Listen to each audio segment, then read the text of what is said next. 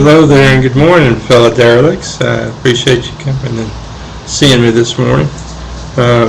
Believe it or not, it is this morning. It's still 11:40 a.m. Still morning. Now, what I want to do today is to cover quickly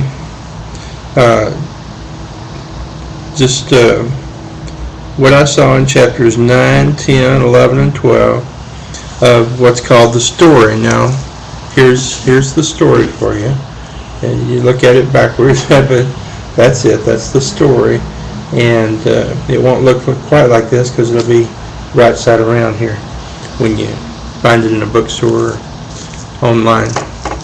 Now, you don't have to do that. You can actually go to willowcreek.org and look at their new community area, and there are people there that teach much better than this little bit that I'll do.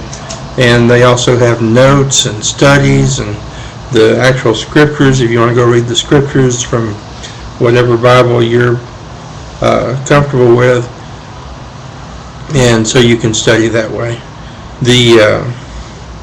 Let's start with chapter 9. Chapter 9 is about most people think about this as being about Ruth. Now, the one thing about this and that stuck out to me, and it's just a brief sentence in there, is that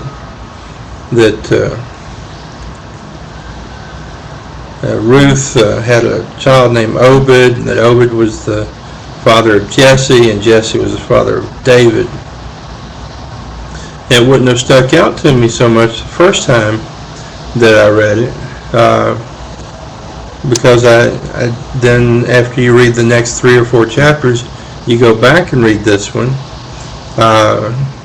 you notice that, oh, hey, this is the line of David, and that's the line that Jesus comes through. So that becomes important to you, and you see more of an overline view by reading something. Once you studied it, and you go back and read it again, you study it again, not too far apart because our minds forget things. But to study these things over and over again is not something that is not time wasted. One thing I noticed in reading chapter 9 was that the guy Boaz, who becomes Ruth's husband, believed in doing business before witnesses and doing business in proper time. This was probably something of the day. Naomi mentioned it and knew it would happen, and knew that the business that was to be transacted would be transacted before the sun went down. So there you go. And one thing that was brought to our attention by a teacher at Willow Creek was this other person that was married to another son of Naomi. Ruth was married to one son of Naomi, and Orpah was married to the other one. And that was that Orpah was the name of this other lady, and that Oprah's name was a misspelling that happened when her mother was going to name her Orpah, and she got named Oprah. So there you go. Now, chapter 10, we'll move on to chapter 10. Now, you might notice I'm looking down. I've actually made notes. I've gone back. I'm derelict at being derelict today because I've got notes I'm reading. Do you like it when I did? That looks silly, don't it? Yeah. Well, this chapter, Lady Hannah was being picked on. She was. Her husband had 2 wives, and the other wife had children by her husband. He didn't. She didn't, and this other wife was always picking on her about it. So one time when they were going up, her husband was a priest and would go in and do the Holy of Holy things, and so one day she's sitting out on the steps kind of dejected while he was in there doing his Holy of Holy things, because women weren't allowed inside. So this was as close as you could get if you were a woman in that time. And she said, you give me a son, I'll give him back to you. Didn't make a lot of sense to me. I prefer, if I was going to have a son or a daughter, I want to raise them. That's the purpose of having them. But to her, it wasn't. She loved her husband, and he says, don't you love me more than 10 children? And no, apparently a woman wants a man around, but she wants children around too. Mother's Day coming up, got to deal with some of that here myself. So anyway, Hannah said, I'll give him back to the Lord, and no razor will ever come on his head. That's a study in itself, no razor. John the Baptist and Samson, and now Samuel. I got to try to get these in my mind and find others. Now they came in after a while. She said, well, as soon as he's weaned, we're going to take him in, and sure enough they did. So here they took him in. His name was Samuel.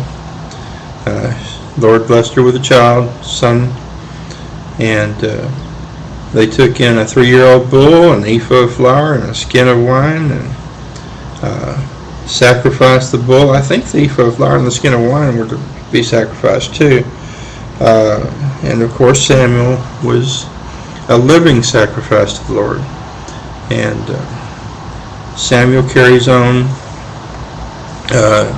There's some neat things about the way Samuel's called to the Lord and things that he does along the way here, and some not so neat but really important things to us about Eli and Eli's family, and also even about Samuel's family as we go through studying that area of the Bible. Now, chapter 11, we get on into, Samuel went and anointed a new king in David's growing up years, and then it's always been important to me that David went through a lot of things, and that he could have lost his life in a lot of this stuff, and I'm sure young men of his age did get lost at this time in history. And then chapter 12, move on to David's sin, but his contrite heart, that he was a man after God's own heart. And you want to read that and see how a man after God's own heart acts, even though they're not perfect. I'm not perfect. You're not perfect.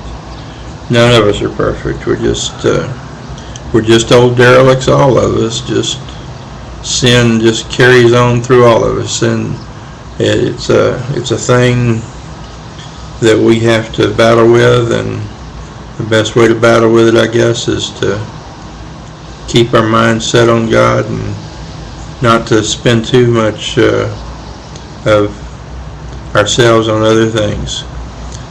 Where your money is, there will your heart be also. Now, I ain't got no money, so I ain't got I got a heart. But yeah, just put your money where your heart should be, and put your life where your heart should be. So I thank you for the time. Y'all have a good day.